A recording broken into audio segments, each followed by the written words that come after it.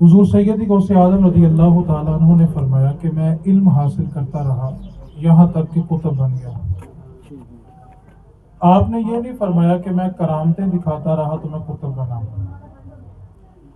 آج جس دور میں آپ اور میں جی رہے ہیں، ایک طبقہ ایسا بھی پایا جاتا ہے جو اپنے ماننے والوں کو دین کے معاملے میں دلیر کر دیتا ہے، اور وہ یہ کہتا ہے کہ تم نے کسی چیز کی فکر نہیں کرنی، سانو بچا لیں گے۔ اگر یہی بات ہوتی تو نبی پاک صلی اللہ علیہ وسلم نے سیدہ زہرا کائنات رضی اللہ تعالی عنہا سے فرمایا تھا، اے فاطمہ، قیامت والے دن تم نے فاطمہ بنت محمد ہونے کا حساب لینا ہے، تم نے اپنا حساب لینا، یہ نہ سمجھنا کہ تم محمد کی بیٹی ہو تو تمہارا اس حساب سے حساب ہوگا۔ نبی پاک صلی اللہ علیہ وسلم کی ایک حدیث پاک ہے، اس کو سمجھیں۔ نبی پاک صلی اللہ علیہ وسلم نے فرمایا تھا کہ جس نے لا الہ الا اللہ پڑھا وہ جنت میں داخل ہو جائے گا۔ حضرت اللہ تعالیٰ عنہ نے جب یہ حدیث سنی تو عرض کرنے لگے، اللہ کے رسول، کیا یہ بات میں سب کو نہ بتا دوں؟ نبی پاک صلی اللہ علیہ وسلم نے فرمایا کہ ہاں، تم یہ بات سب کو بتا دو۔ وہ مسجد نبوی سے نکلے، جو ملتا ان کو یہ کہتے کہ نبی پاک نے کہہ دیا جو کلمہ پڑھے گا وہ جنت میں جائے گا۔ اب وہ پیغام دیتے جا رہے ہیں، آگے سیدنا عمر فاروق رضی اللہ تعالیٰ عنہ سے ملاقات ہوئی تو جناب ابو ہریرہ نے پھر یہ پیغام سنایا کہ نبی پاک صلی اللہ علیہ وسلم نے فرمایا ہے کہ جو بھی کلمہ پڑھے گا وہ جنت میں جائے گا۔ تو جناب عمر فاروق رضی اللہ تعالیٰ عنہ نے حضرت ابو ہریرہ رضی اللہ تعالیٰ عنہ کے سینے کے اوپر ایک مکہ مارا اور جناب ابو ہریرہ گر گئے اور کہا کہ تم نے اب یہ اعلان کسی کو نہیں سنانا۔ اس کی ریپیٹ بند کر دیں۔ اب جناب ابو ہریرہ رضی اللہ تعالیٰ عنہ واپس مسجد نبوی میں آئے اور آ کر عرض کی، اللہ کے محبوب، آپ نے کہا تھا کہ یہ پیغام سب کو سنا دو، میں نے سنایا ہے تو جناب عمر فاروق نے منع کر دیا ہے۔ تو نبی پاک صلی اللہ علیہ وسلم نے جناب عمر سے پوچھا کہ تم نے کیوں منع کی ہے؟ تو جناب عمر فاروق رضی اللہ تعالیٰ عنہ عرض کرنے لگے، اللہ کے محبوب، اگر سب کو یہ پیغام سنا دیا تو لوگ عمل کرنا چھوڑ دیں گے، لوگ صرف اتنا سمجھ لیں گے کہ ہم نے کلمہ پڑھ لیا ہے، اب جنت ہماری ہے۔ جیسے آج دلیر کیا جا رہا ہے امت کو اور یہ سکھایا جا رہا ہے کہ بس تم دو چار نعتیں سن لو، یہ دعویٰ کر دیا کرو کہ غوث پاک ہمارے ہیں تو پھر جنت بھی ہماری ہے۔ کسی کا ہونے کا مطلب کیا ہوتا ہے، پہلے اس کو سمجھا جائے۔ جیسے ہم شعر پڑھتے ہیں، ہم رسول اللہ کے اور جنت رسول اللہ کی۔ اب پہلے مصرے پہ توجہ کریں، پہلا مصرع یہ ہے کہ ہم رسول اللہ کے، اور ہم رسول اللہ کے کیسے ہوں گے؟ نبی پاک صلی اللہ علیہ وسلم نے فرمایا میرا وہی ہے جو میری تعلیم پہ عمل کرے۔ اب تعلیم پہ کوئی عمل نہ کرے اور صرف اتنا دعویٰ کر دے کہ ہم رسول اللہ کے اور جنت رسول اللہ کی۔ جنت تو ویسے رسول اللہ کی ہے، لیکن ہم رسول اللہ کے پہلے اس مصرے پہ توجہ دینی ہے۔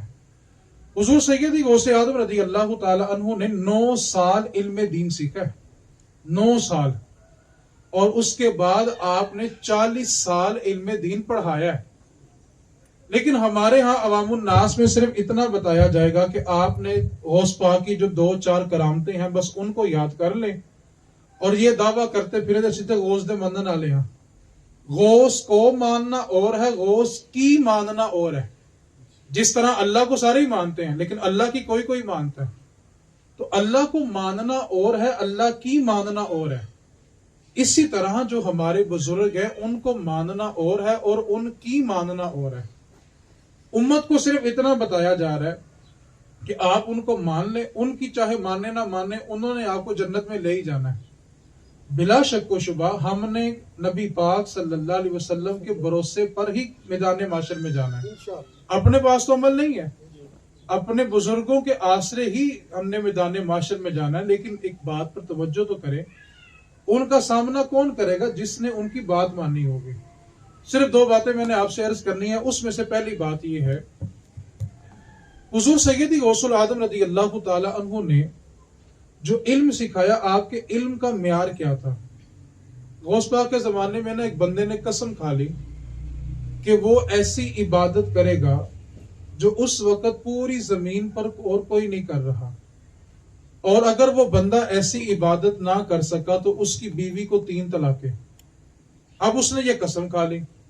اب وہ بغداد کے علماء کے پاس گیا. اس نے کہا کہ میں اس قسم سے رجوع کرنا چاہتا ہوں, مجھے بتائیں ایسی کون سی عبادت ہے کہ اس وقت میں کروں اور زمین پہ دوسرا کوئی بندہ نہ کر رہا ہو.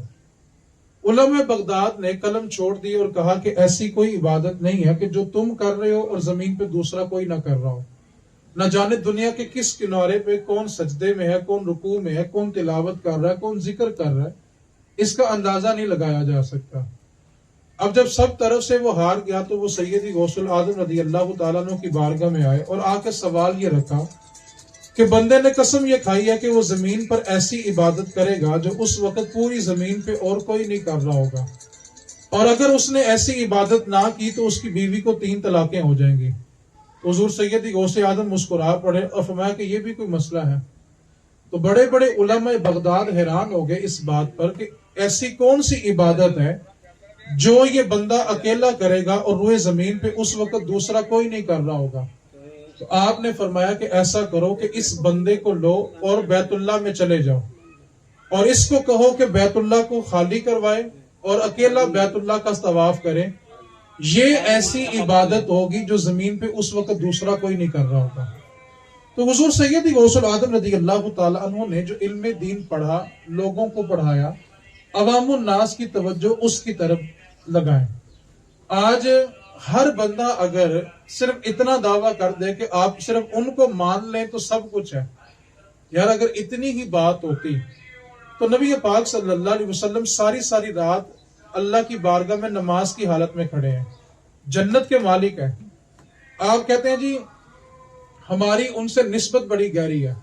امام حسین کی نسبت جو حضور سے ہے نا, اس سے بڑی نسبت کسی کے ساتھ ہماری نہیں ہو سکتی. اس کے باوجود امام حسن اور حسین نے 25 حج پیدل کیے. ساری رات نوافل پڑھتے تھے, قرآن پڑھتے تھے. ان سے زیادہ نسبت زیادہ مضبوط کسی کی نہیں ہے نا.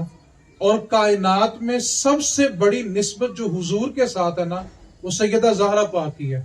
اور سیدہ زہرا پاک کا عمل کیا ہے کہ عشاء کے بعد سر سجدے میں رکھتی ہیں اور جب فجر کی اذان ہوتی ہے تب اپنا سر سجدے سے اٹھاتی ہیں اور اٹھ کے کیا کہتی ہیں, اے اللہ اپنی رات تھوڑی لمبی تو کرنا تاکہ فاطمہ دل کھول کے عبادت کر سکے.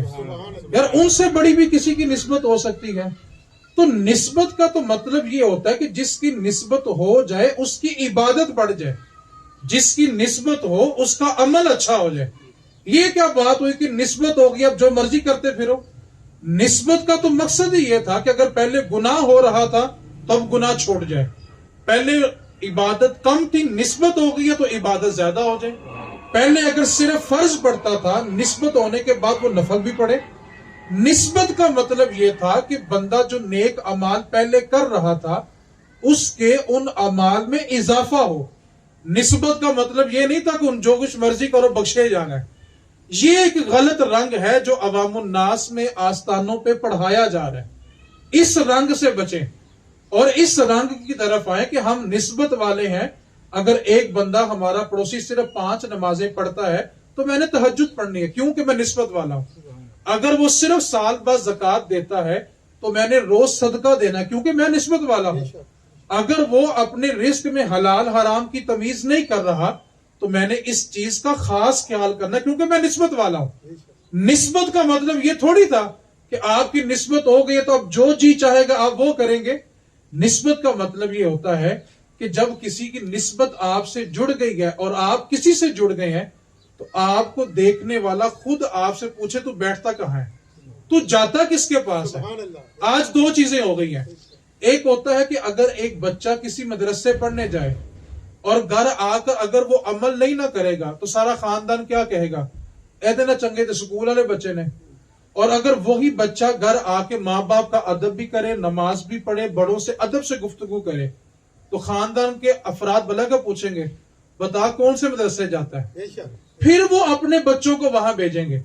تو نسبت کا مطلب یہ نہیں ہوتا کہ آپ لاپرواہ ہو جائیں, بے پرواہ ہو جائیں.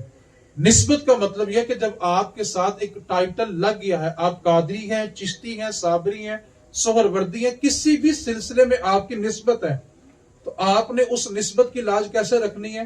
آپ گفتگو کریں تو میٹھی کریں, نماز پڑھیں تو دل جمی سے پڑھیں, عبادت کریں تو زیادہ کریں, اس لیے آج کی نشست کا صرف اتنا پیغام تھا کہ نسبت کو صحیح معنوں میں سمجھیں. اور نسبت کا فائدہ بلا کیا ہوتا ہے؟ جو لوگ جڑ جاتے ہیں. میں صرف ایک مثال دوں گا. لوگ کہتے ہیں اس کی ضرورت کیا ہے. آپ نے وہ انگور کا گچھا دیکھا ہوگا. انگور جو ٹوٹے الگ الگ پڑے ہوتے ہیں نا، وہ بلا کا کہتا ہے 100 روپے دے ساری چک لے. اور جو گچھے کے ساتھ ہوتے ہیں کہتا ہے 250 روپے دے کلو دیاں گا. جو جڑا رہتا ہے نا، قدر اسی کی ہوتی ہے. ٹوٹ جانے والے 100 دے ساری بک جاندے ہیں. اس لیے نسبت کا جو رنگ ہے اس کو سمجھیں. نسبت یہ ہے کہ آپ کے عمل میں، نیک عمل میں اضافہ ہو. اللہ تعالی ہمیں عمل کی توفیق عطا فرمائے.